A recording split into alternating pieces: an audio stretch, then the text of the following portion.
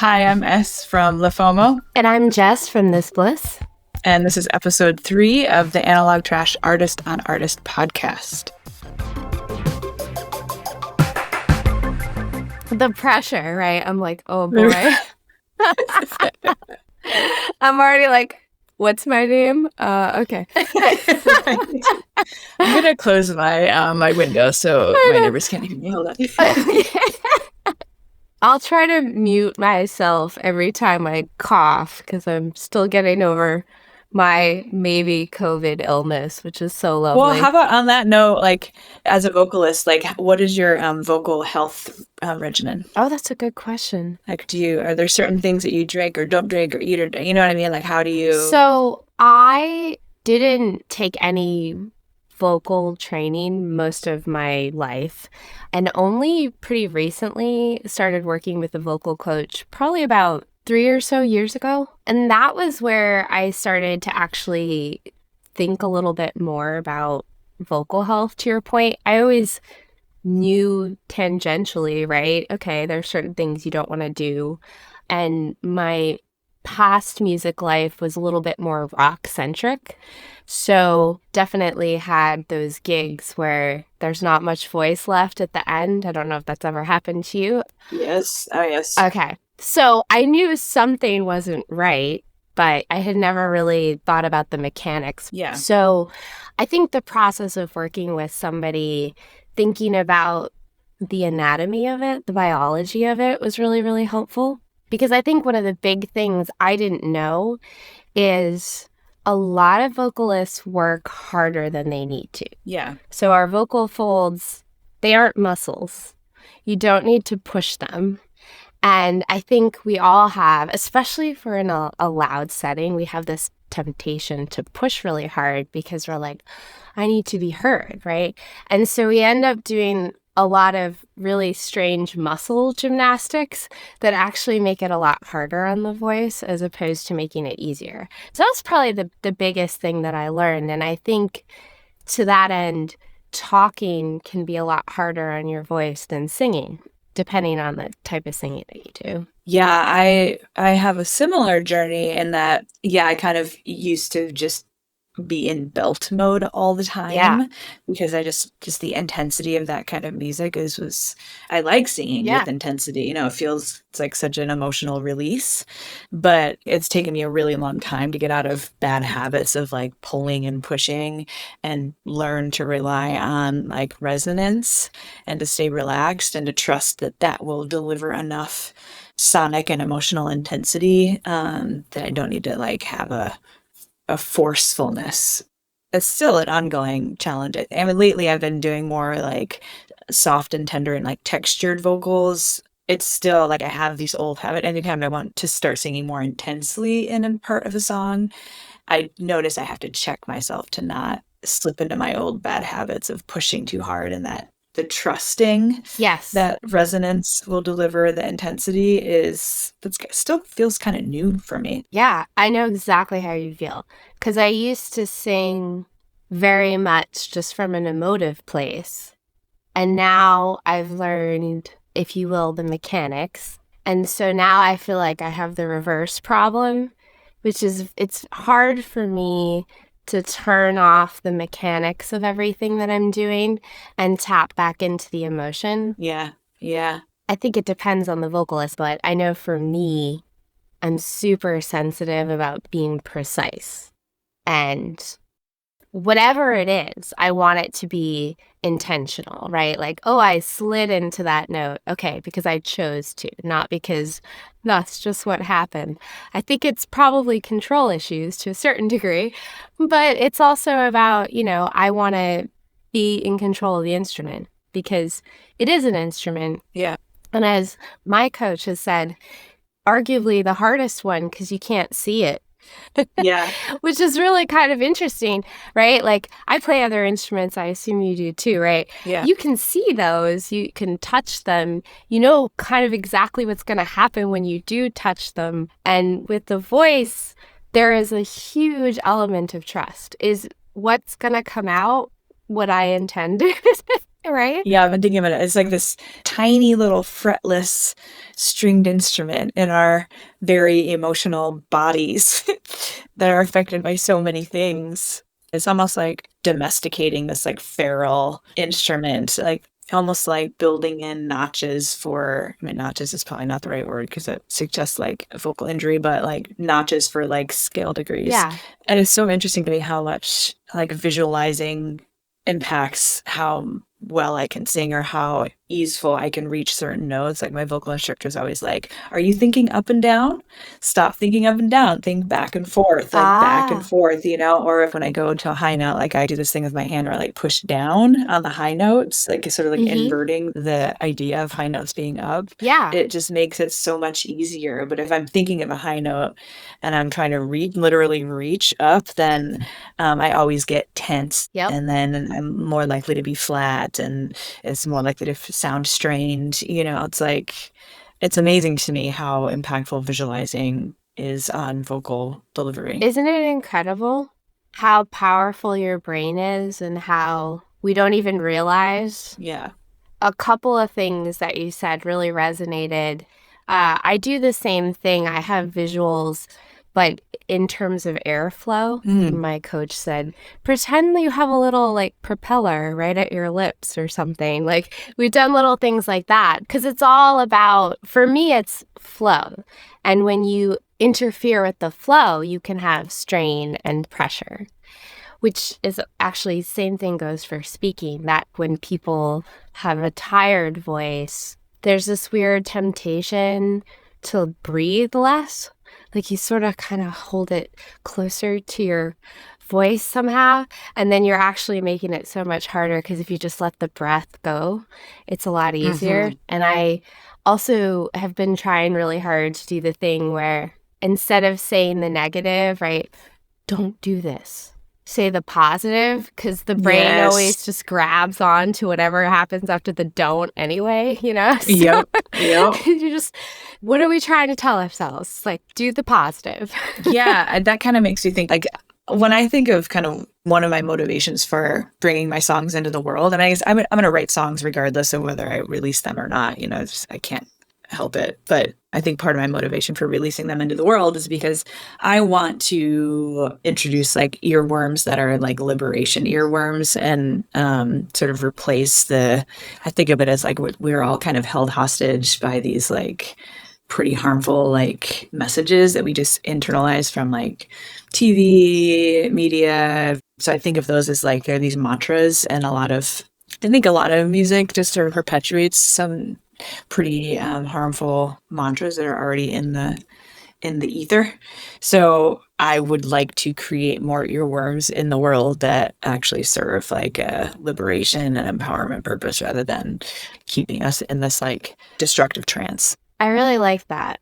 And it's interesting what you said about you would do it anyway, regardless of whether you released it. Because I think about that all the time. I'm the same way. I would write anyway. And I sometimes get really hung up on the release process because that's when it goes from something creative to something business. Yeah. And the business of music is not fun. And it can be really painful, right? Because I'm guessing we're in a similar place. I don't need to reach everyone, but I'd love to reach people that are like-minded, that might appreciate what I do. Because as a consumer of music, it's so important to me. When I hear music that I love, I listen to it over and over and over again. It's the best thing in the world to hear music you love, right? Yeah. And if I could do that for someone else, not in a way of hubris, but if I can put something out there that means something to somebody else, it's like, wow, that's a incredible cycle. Yeah. Which I love. But you have to cut through a lot of really difficult business stuff, for lack of a better word, right? And scream into the echo chamber that is social media and all that kind of stuff. And it can be really hard. How do you feel about that? Yes, relating very much to what you're saying. I was just reminding myself, like, right before this interview, actually, of how how exciting it felt when, like, you know, a couple songs from the 2020 album garnered a bit of attention from some folks that I really valued. And just remembering how that felt was so incredible. It was like, oh my God, like people really like my music. And it's a very authentic expression of like my creative, you know, brain. And that feeling is really powerful because it's like this thing that I wrote anyways in my little, you know, tiny little bedroom studio. And to feel like there's a place for that in the world, that it's embraced by a corner of the world in an enthusiastic way. It's a really incredible feeling. And so I'm just reminding myself of, oh yeah, I forgot what that feels like because I haven't released anything since 2020. And mostly I've been like hiding from social media because of all the like icky feelings that I get when a post doesn't do as well as I want it to do. And I put all this time and energy into it. And then it's like, wah, wah, you know, that I have not had the emotional resource to really spend much time at all on social media the last couple of years, honestly. I feel like I'm finally ready to, okay, I can re-engage, which is good because I want to release a new song. So I'm trying to shift my framework of thinking about it, so that I'm not sort of stuck in my own like quagmire of like insecurities and internalizing, you know, if a post doesn't do as well as I want it to do, like thinking that means I am worthless and I should stop trying to make music, you know, like all the like inner critic stuff that goes buck wild. Yeah. It is, man, my inner critic is very loud. It's insane how loud it is. So, and social media sometimes just like it's like a puppet, gives it some like false validity. Oh, yeah. And it's like, it has nothing to do. I mean, it's either if you are generating good content, there are so many other factors that are at play that have nothing to do with your talent or your skill level or your quality of your content or whatnot. It is challenging though to like keep your focus and your fortitude through all of that. Yeah. It's hard. Oh, it's so hard, right? And I don't think there's like a magic bullet, right? I think, at least for me, especially because we've been releasing singles, we hadn't released something since 2021. So it was in a similar boat as you, and now we're doing singles. So I have the added thing of, oh, I don't have great Spotify stream numbers, so it's the end of the world. Yeah. Right? But you know, like Spotify is just another algorithm. And I think I've had to just make that decision to say, I could pay a lot of money and I could feed the machine, or I can just try to focus on what I want to focus on. And part of why I asked you about the social media, the internet aspect, is I think I realized that's a big reason why I want to perform, because if sharing things on the internet is rife with challenge, performance is your other opportunity to share with people, right? It's live, right? They're actually there. Yeah. And there's a feedback loop. Yeah. And I realized, like, I need people. I need actual physical people. Same. Yes. It makes a huge difference, right? Yeah. So I think that's been, for me, that's been a big driver, is just more of, okay, yes, there's stuff on the internet. We can post content. Sometimes it's fun, sometimes it's not. But funneling everything into a live experience. I know we talked a little bit about this within our label meetups, right? About how do you do live performance and what do you think about? Like, but I love all that stuff. Like really thinking through what's the technology you use, what are the visuals you use, how are you thinking about your performance approach, right? Like we're talking about vocally is so huge. But I try to put a lot of energy into that and not sink it into the, like you said, the dangers of social media, right? Yeah. Yeah. I kind of recently have remembered how much I love performing live. So I think the Panini did a number on me for sure. And the stage feels like home for me. I come alive on a stage. I love an audience. I always feel like I have, when I don't have one, I feel like it's like a missing relationship. I think of it as like a relationship in my life. Like it's an important relationship that I have with an audience, not any audience, but, you know, an audience of people that tend to like the things that I create. But yeah, interacting with people in person, physically in the same space it's really fantastic. I mean, I really do love, I'm a visual artist in it as well. And so I do really love, doing like making like video art, but that's one of those things that I can get sucked into, and then like my hands hurt and my neck hurts because I'm just like hunched over my phone like doing this thing, and you know, and it's like not good for my body. Like I have to really be mindful of like creating limits and minding my boundaries around like my body is hurting right now, just like do 2 hours and then stop.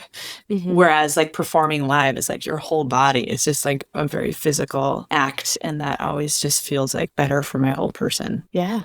So the first song I chose was Swallow Me Whole because it's got a really great intro riff that really hooked me in. And generally I felt like it was a really classic earworm type song. And I mean that in a very good way.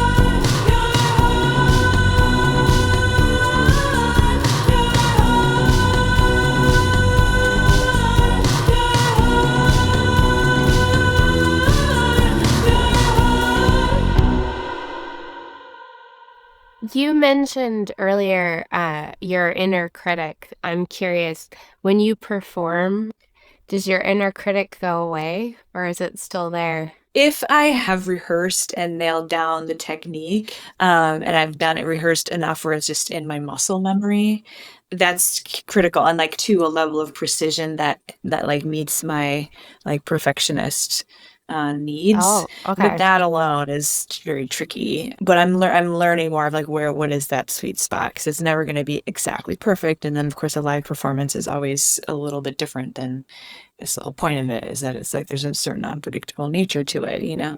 But that's what I'm coming to understand is like if I have put in the rehearsal and I've done it enough like days in advance where I've rehearsed it, slept on it, rehearsed, slept on it, then it starts to get in my muscle memory. Then as soon as I get on a stage, then I'm just like now I'm just ready to like be a killer performer and whatever comes out is going to be at least good. And if I am not worried about it, then I can just be like comfortable and charismatic on the stage. And I don't need to be like fixated on, am I going to reach that note? I got to use a little twang in order to not break, you know, like that sort of thing. If I'm not well prepared, I am just like a deer in headlights. I totally understand what you're saying. You got me on if I feel like I'm well prepared because I think I'm one of those people that it's never good enough. Yeah, yeah. I'm just curious, like, how do you get into that place where you're like, yeah, I got it? Okay, so one thing I noticed about myself is it's really important for me to rehearse in front of at least one other person a couple days before. Because that Oh, if I have an audience, then that triggers my like flight or fight mode. oh, And so that's always interesting. like a moment of truth. Like if I can still sing it or perform it well when I'm in that mode, then like that will surface like where the weak spots are still. Like that's one thing that's helpful for me about with having a vocal coach is like I know on Wednesdays, like if I can deliver it well in front of Christina, who I really like value, so she does make me nervous Yeah. a little bit, you know, when Oh, I'm like, yeah. okay, I'm gonna perform. Here's my song, you know.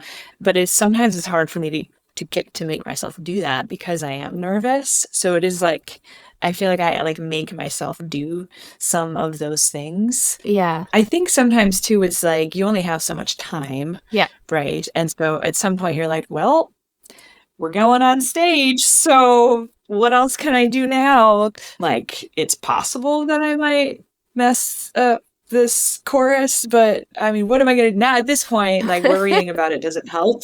Yeah. Yeah. So, like, just like learning to be like, okay, well, I'm just going to say nice things to myself and say encouraging things, kind of like deciding to change my inner narrative. You know, just say some nice thing, encouraging words to myself about how this is going to go well. Yeah. And No, that's huge. sometimes it just doesn't, you know, and I'm like, that felt awful and I don't like what I did. And, you know, and then I just feel really vulnerable and super uncomfortable afterwards, you know? Yeah.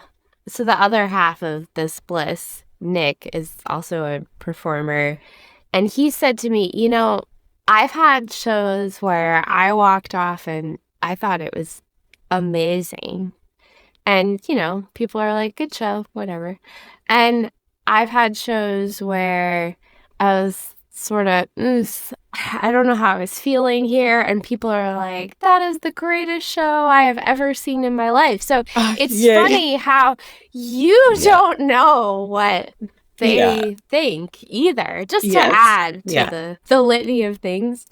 I just think it's really interesting to hear your perspective because I have many voices that go on in my head when I perform, and I just wish they would shut up. Oh my God, yes. I just want to be there, and I'd like them to be there at the risk of sounding schizophrenic. I would like all the people in me to just be there. Yeah. Yeah. And we're going to do this thing. Like, try to enjoy the moment as opposed to dissecting it, freaking out about it. There's a lot of, oh, you did this thing wrong, or okay, get it together. Now do this, do this, do this. There's a lot of that, and it's just not fun. I am super jealous of people who are the type that say, oh, I just love being on stage. Like, give me a microphone. I just want to be there forever. I'm really jealous of that because there is so much that leads up to that moment for me that it's really hard to just soak it in. If that makes sense. I think for me, I do love being on the stage, but there is also a lot that leads up to that moment for me to feel like I can just enjoy it and be there. Like, I'd have to feel prepared. Oh, yeah. Me too. So, and I would say the first song that I chose is Give Me More from your, I think it was a 21 album. Yeah, just really like the sort of like an attitude in your vocal delivery that I really liked. And I like the melodies. And I thought the production was really tight, and the way that vocals and the production interplay, I thought was like really, just really tight. That's awesome. Thank you. I was doing my best ode to Alison Mosshart there. A little bit of attitude, like you're saying. Yeah, it comes across.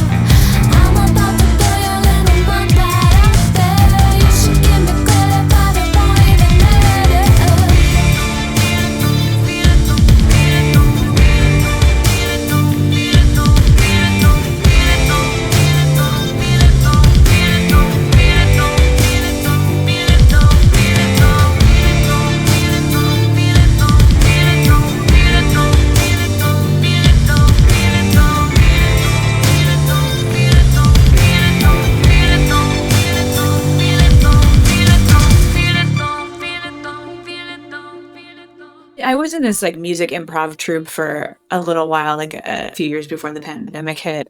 And that was such a good contradiction to my tendencies to want to have everything prepared and planned and ready and rehearsed. Like, oh, I bet. Yeah, we would improvise a 30-minute musical using, like an audience suggestion.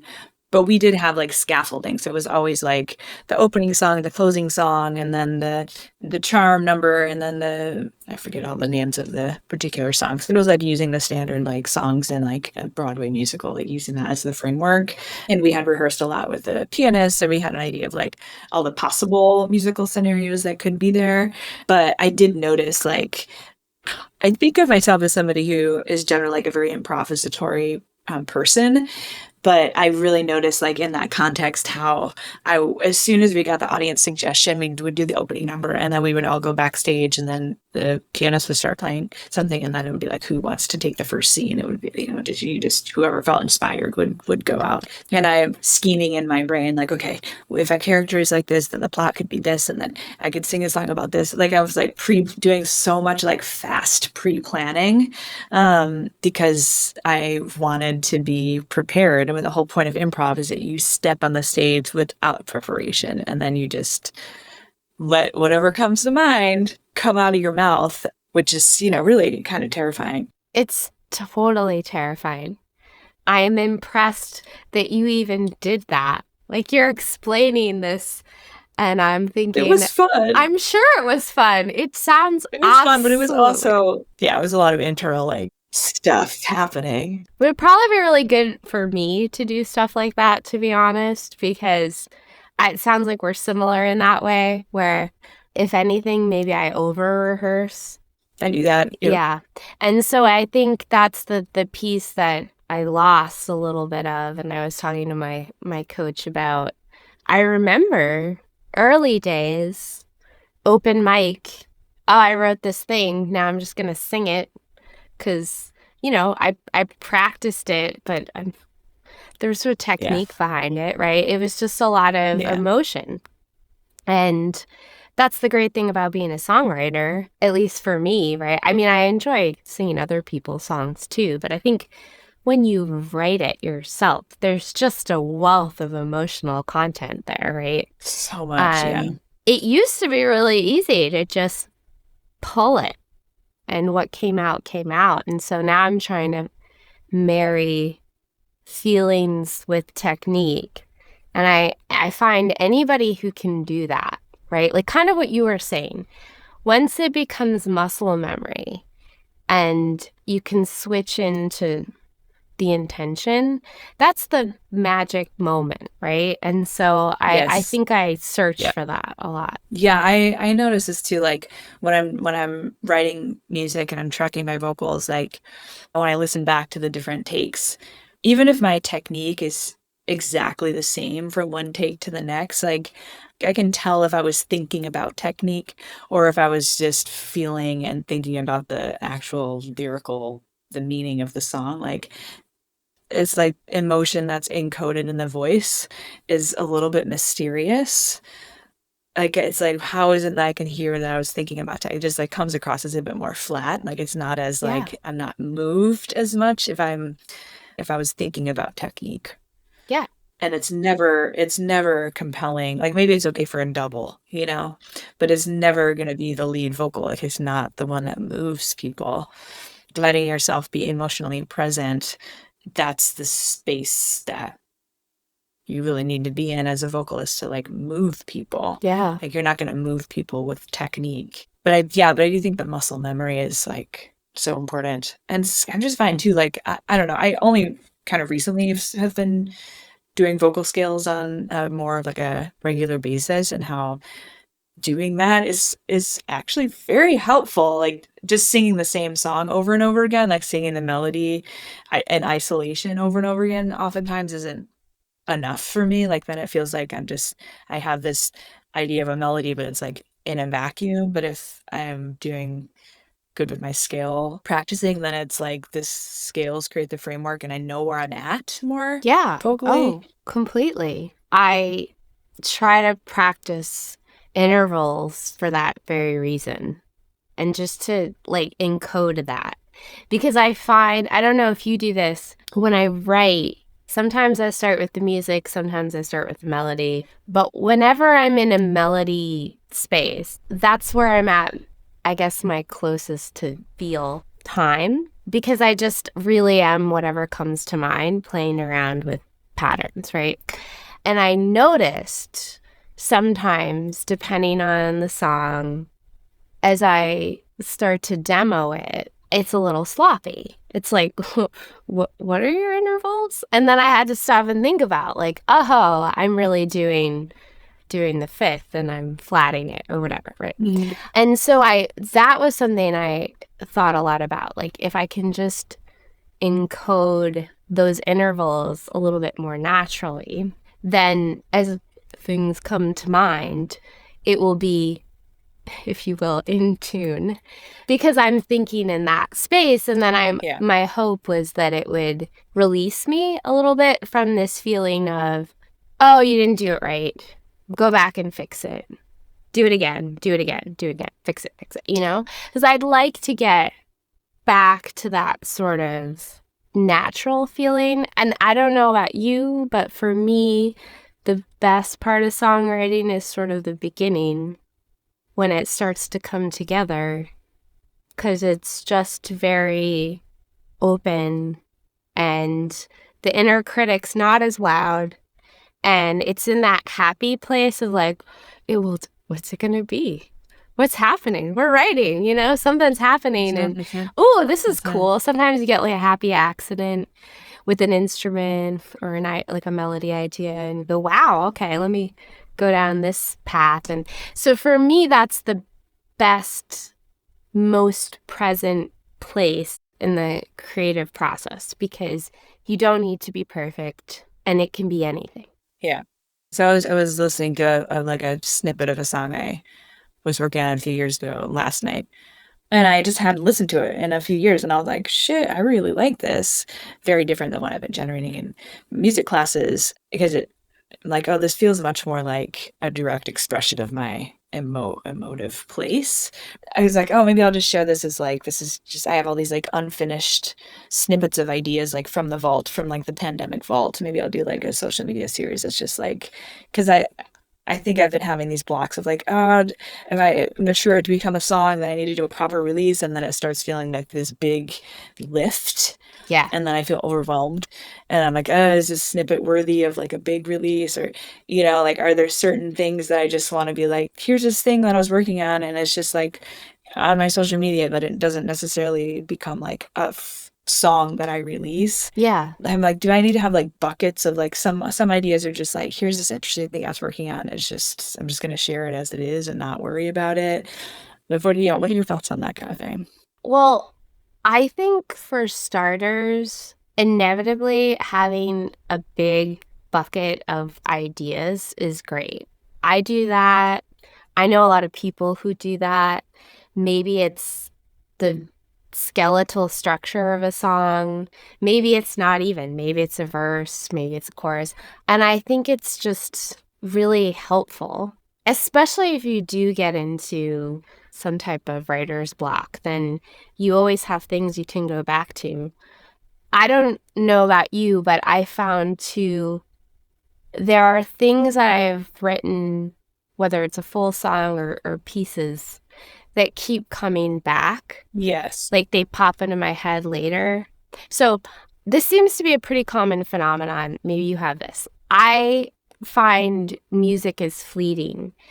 I can have an idea, and if I don't write it down, it will be lost. Yes. That just happens. But then I have this other thing where, whether it was written down or not, there are things that I have written over the years that do come back up. And I always sort of took that as, yeah, I know you're something, and you will be something. And when the moment is right, it's all going to connect. And I don't worry too much about those pieces. Like they're there for a reason. They're sort of percolating. So I think that in the creative process is good. Like a song wants to be something.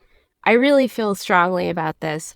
I've tried to change lyrics to songs and it never works. Like the song wants to be what it's about. And you can't change it halfway through. You can't make a love song a political song. I mean, you can try. But I find if you take the guts of what it wants and twist them, it's never going to quite work, right? And so I believe they want to be what they want to be. And I think they have a time that they want to be. Yeah. And as far as what you share, what you don't share, and then what you polish, what you don't polish, I think it's great to think of yourself as not being static. you could have an idea that you share. I've been doing a lot of this with like our live set work. We're playing around with video. We're playing around with how we perform. I take little clips and I share. These are not the final product. Yeah. Internet loves eye candy. You know, visuals. You do visuals, right? Internet loves that.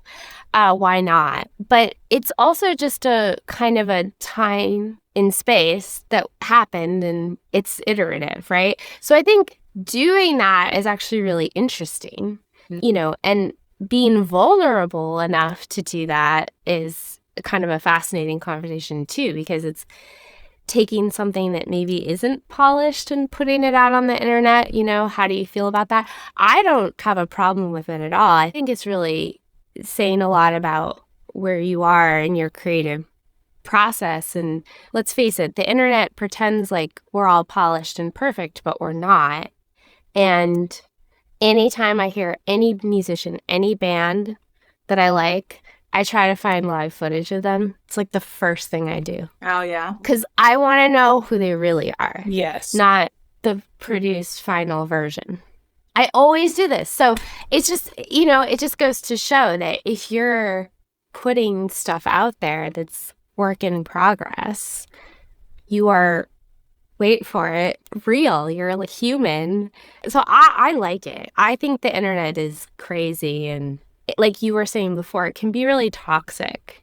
People put a lot of imagery and content that makes you feel bad about yourself. Yeah. And I just want a feed full of creativity, inclusivity, and, you know, cats. Yes, cats and cats.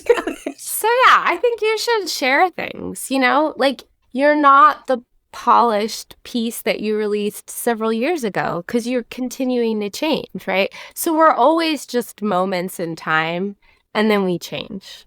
I think it's good to remember that, and the fact that you're like, I'm not this one thing, I want to evolve, is really important, because you should. Yeah, I think for me, like, my perfectionist part of me has kind of had a stranglehold. And so I've been looking at it. I'm like, oh, I see you. I see what you're doing. So that kind of takes some of its power away. And, you know, as I was like listening to that song, thinking about sharing it, I'm like, part of what feels good about sharing like unfinished stuff, just like, this is unfinished. I really like it. I think it sounds rad. And so It's awesome. Who fucking cares? It's unfinished. Here's the thing I was working on. But then when I get ready to share it, I'm like editing the video and I'm like being really precise. Like, oh, when I get the text on screen, it'd be really precise. Da, da, da. But then I'm like, but it's just like so difficult to get it that precise. And so I'm like, I think I need to be clear, like when I'm sharing something, to not occupy like the middle ground between perfection and clearly unfinished. Like if it's unfinished, I think it needs to be like very clearly that this is like a rough edit, so that it doesn't come across as like a failed attempt to be this level, but it was trying but didn't get there. What did you say? Like the social media is like people are polished, but I was thinking there's also like the inverse on the social medias, which is like people like, oh, this is just me brushing my teeth or blah, blah, blah, or whatever. But they're like skincare routine completed, you know, like they like, okay, that's your real self. But it's not. A lot of like hidden time went into like preparing your visual yourself, you know? So like that idea that it's just, oh, this is just me. Oh, this whole thing, you know? No filter. No, actually, that's not. It's fake like reel. A perfect photo shoot with professional lighting and then no filter. Yes, you're right. You didn't put an Instagram filter on your perfect photo. No, I hear you.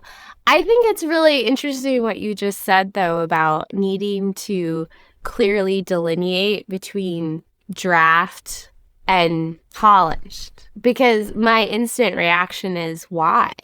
Who are you trying to make happy when you say, I need to make it clear this is a draft? For me, I'm just thinking about like how I represent myself as an artist and what I put out there. And I want it to be like, if I'm presenting something that is like, official materials. Like if I have a visual that's synced up with the music, I want that precision because I think that's when the magic happens. Yeah. You know, like you move people when the precision is there so that they're not taken out of the moment.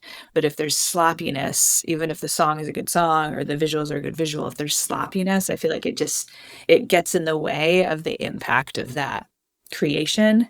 And so I think it's just sort of about like if people come into it with the expectation because of the initial presentation, it's like really high graphic quality, for example, or high audio quality, then they have this expectation that it will continue to be of high quality. But if it starts there and then it's like clearly like, oh, that was almost but clearly sloppy, then I think it just like it's not what I want because it's not clearly unfinished and it's not achieving what I wanted to achieve. So it's I really see what you're more for me, saying. it's more about like doing justice to like the impact that I want to have and whatever the creation is that I made. But if it's just like here's a voice memo and the video is just like of the voice memo, it's like that is obviously unfinished and there's no expectation there that it's like that there's perfection. I hear you. I do. And I understand, particularly from a visual standpoint, where you're talking about, especially things like syncing, because I see that a lot where it's like, you didn't sync it. Why? It's like just off a little bit. It's like it's distracting. It's like annoying. It's not like it doesn't do service to anybody and it's also not entertaining. It's just annoying. That makes sense. I think because I am such a perfectionist myself, I am trying to challenge that a little bit, though, when it comes to what you're talking about, sort of initial ideas and I guess like the rawness of that, right? And that's okay. It doesn't have to be polished and perfect all the time. And sort of what we were talking about earlier, as a performer, nobody walks away going, wow, that person was so technically proficient. Nobody says that. They go, wow, I loved it. It was exciting. But I also think about the inverse, which is, I'm a pretty critical listener, I'll be honest. So I can hear a lot of mistakes. And what's interesting is I realize other people don't hear them. If that makes sense. It does make sense, yeah. Maybe they slide around a lot when they sing and it's like, but it doesn't seem to matter to people. And then I think to myself, well, if it doesn't matter to them, why does it matter so much to me? This gets into the voices that we hear.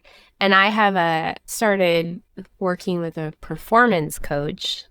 And it's based on this idea that the voices are cultivated likely over the years based on reactions to things that have happened to you, typically because of negative things. So artists often have an inner critic for, I'm sure, a litany of reasons. It makes a lot of sense, right? But where did that come from initially?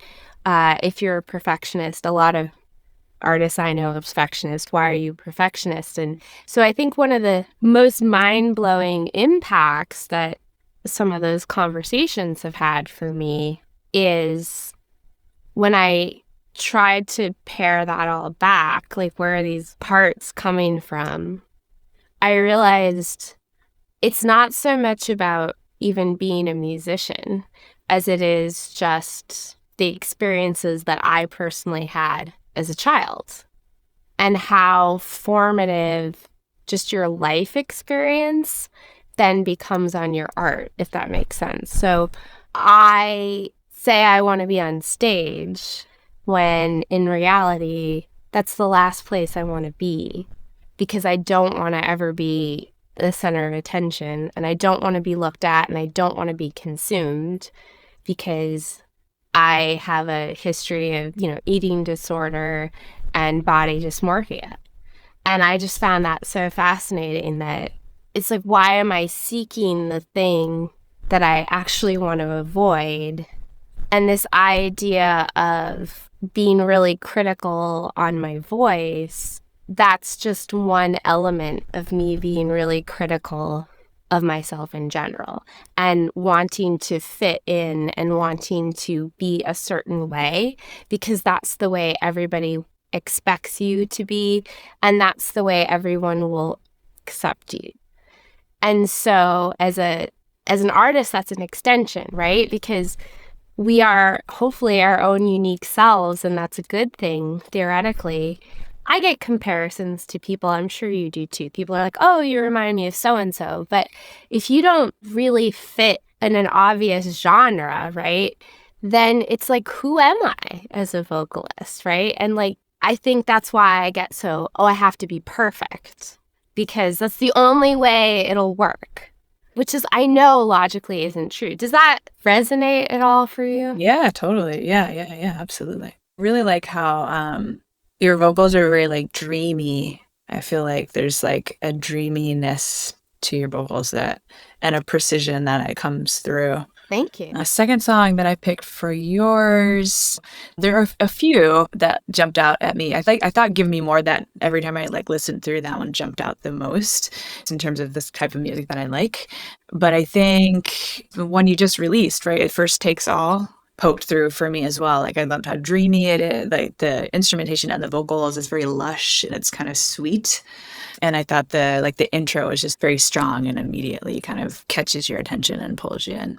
Make it, think I'll make it, think I'll make it, think I'll make it.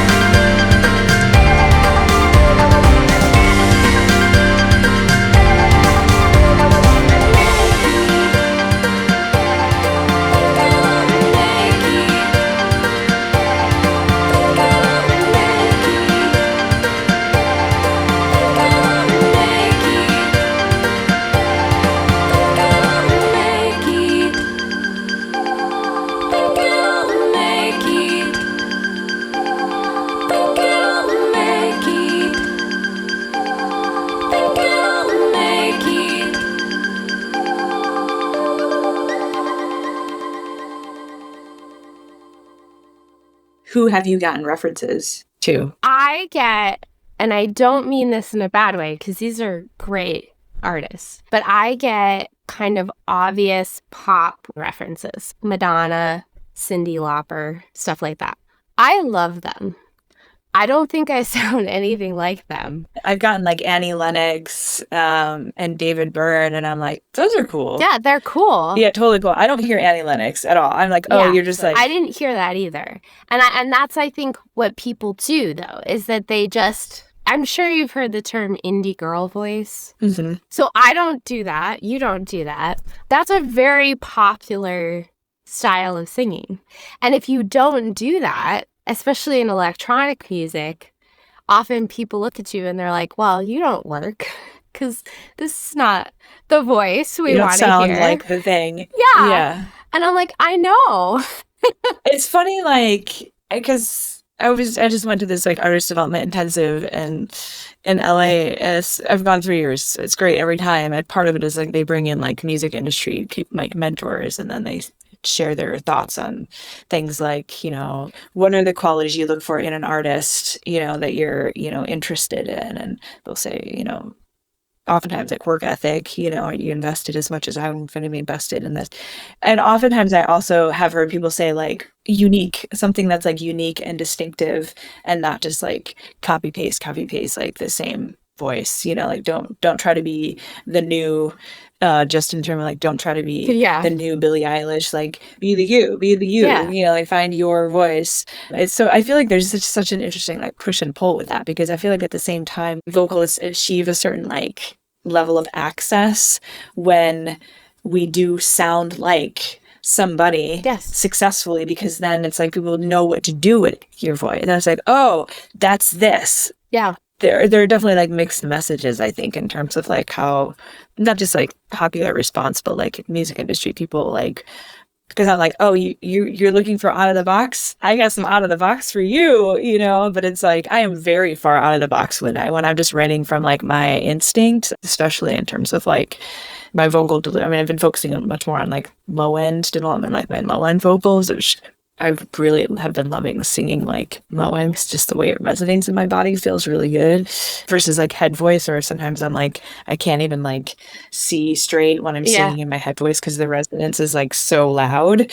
But oftentimes people say like, find your unique voice, but they actually want something that sounds pretty same, but with a little twist. Yes. With a new spin on it. So it's like they're saying unique, but they actually want same, but different. Yeah, no, I agree with you completely. And going back to our internet conversation, you release music. If it doesn't fit in a box, they can't playlist you with all the other songs that sound exactly the same. They're not going to use you. And I don't know what to do with that. I tried really hard for a lot of years to sound commercial, whatever that means. Wrote a bunch of music. I love it. Nice. But all the stuff that comes after is just what I want to do. And it's not going to fit in anybody's box. Yeah. And I joked with AnalogueTrash, it might not fit in yours. I don't know. We'll find out, right? Like, but I don't care anymore because, like what you're saying, if you want me to be me, great. You're not going to pay attention to me whether I try to sound like everybody else or not. So I'm just going to go and do me. Because otherwise it's really hard. You're twisting yourself into a pretzel. There's always going to be somebody that's going to come around that's not doing what everybody else is doing, right? So, I mean, you might as well just do it. And who knows, maybe it'll be you, right? Yeah. I've been following the Rick Rubin's account on Instagram, and I saw a post of his recently where he's like, sort of musicians make their worst music when they're trying to like meet the expectations of an audience, or like trying to like recreate the dumbest shit when we're like, oh, we're trying to deliver something that we think somebody else wants. And I have definitely lived that as well. So it's kind of this funny game of like, I do want my music to be accessible, and I do think there's a lot of like conventions that do work really well, that do serve music really well, that like successful artists have put in place. So like I want to adopt a lot of that, but like I was kind of saying, like I've taking a lot of music coursework and my songwriting classes. I've been so focused on technique, but I find like it is hard for me to bring my authentic creative brain into those spaces. Like I feel like I'm oftentimes, the ideas that will come up in my assignment will be like what I think I'm supposed to be doing. Yeah. Which is never the part of my creative brain that delivers the most interesting stuff. So I feel like it's just like this constant dance for me to like continually invite my authentic creative self into the like formal music education space. That's why it was interesting for me to listen to that song last night, because I was like, okay, I had not yet taken any of the classes I've taken the last couple of years, and I really like what Okay. I generated. It was just like very like from me, and I think it's a great song, start of a great song. And so I'm like, I wrote a lot of stuff that was 2021. I wrote a lot of stuff then that I really like, and I'm so glad I did that, because I think I've like lost touch with that pure connection to that like creative state Yeah, a little bit. I understand. That's how I feel for vocal performance. So I completely understand. It's this weird thing. Like once you know certain things, it's hard to turn them off Yeah. and make it be okay, I guess, to turn them off, right? I think I have a real sensitivity to respecting those things. And so it can be really hard to say, yeah, that's nice. Put it in a box. I'm just going to go do whatever I want to do. I'm better as a writer with that. Yeah. But performing and how I perform, I have a very similar feeling if I go back and I listen to like an old recording of mine, and it can be hard to listen to sometimes because I hear everything that's wrong, but I also hear there's a lot of emotion there that I think I've lost. So I understand what you're saying. Yeah, I'm such a different artist now than I was in 2019. Like the songs that are on the Swallow Me Whole album, like I am just such a different artist now. And so it's interesting to, there's always a delay, right? And like what the world knows of you as an Yeah. artist and like where you are at. Oh, yeah. It's really interesting that you say that because I always feel like I'm several years ahead of where I want to be. Just the nature of the release process, right? Because even this stuff that we're releasing right now, in my mind, is old. Like, it's old. It's so frustrating to me. Yeah. Like I'm like, I want like how I feel right now and where I am right now as an artist to be like, I want that to be what people understand Yeah. of me Me right too. now. Like that delay makes my perfectionist brain like short circuit. I hate it so Yeah. much. But I also really know that my songs take a minute to mature, and I need to like hold that space to give them, like I love how you were talking, like songs need to become what they need to become Yeah. on their own time. And so I also see it that way, and I really like safeguard that space for the song to become what they need to become, you know? Yeah. We are releasing a couple of songs that were written in the pandemic that was going to be like a full-on concept, essentially pandemic record. And then we got pandemicked, and that was such an awful experience that I said, I don't want to do that. I don't want to release music until I have some sense of where we're all going to be, right? Yeah. We released a different record because, again, you're several years ahead, right? And as that happened, I just kept writing and writing. And now that initial concept record has become like pieces. Like one of the songs is in the sampler for the label, but that was one that was supposed to be with some of the other ones, right? So we had to sort of recontextualize them. And as an artist, for me, it's a little weird because I'm like, oh, these people go over here, and then I have this new batch and they go over here. But my hope is anybody who just listens, they'll just be like, oh, cool.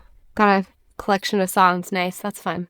But realistically, yeah, there was a lot of time and energy and emotional state that goes with certain songs. And so then when you mash them together, it's like, wow. And I do think it works. Like I did this intentionally in the new EP. I like the mix of old and new, but to everybody else, I guess it's just new. So there you go.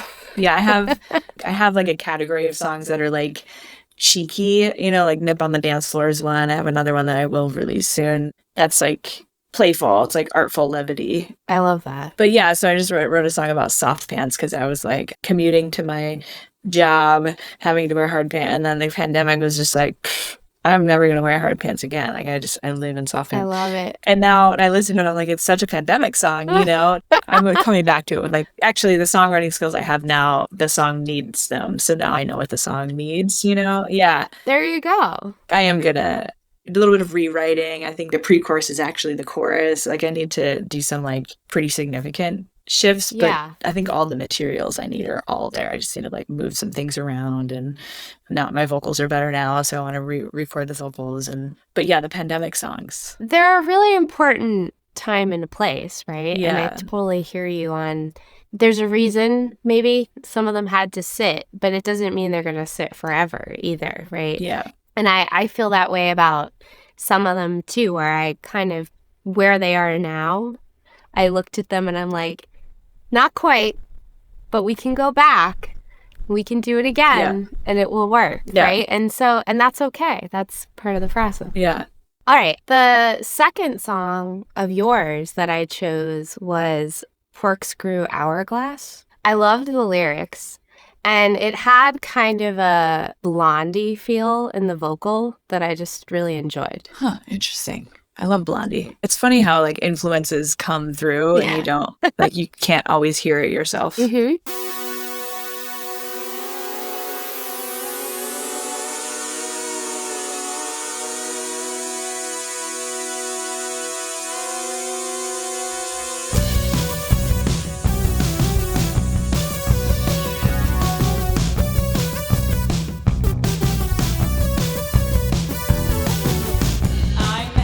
I met you in a dream, in a drawing up.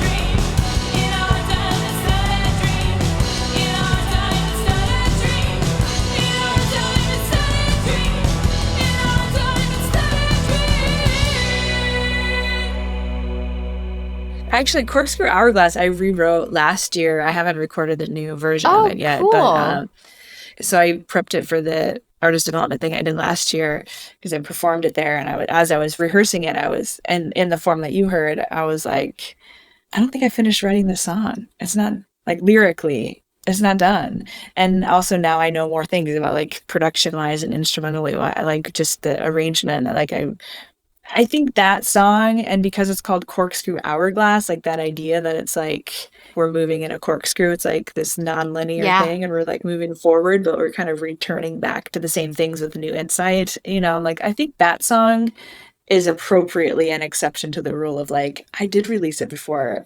It was about a person that I had been dating, and we had this like just like this intense thing, and then it just like hit a wall, and then I had to write all this stuff about it because I was decided to put the emotions somewhere, but I was too close to it to really say what I needed to say and to even know what I needed to say. And so now it's like, well, a number of years later, I have access to those words, and I really love the rewrite that I did. I think it like elevates the song. That's so cool. That song I feel like is very feels like a very authentic representation of me as an artist. And the new version will be more so, I think.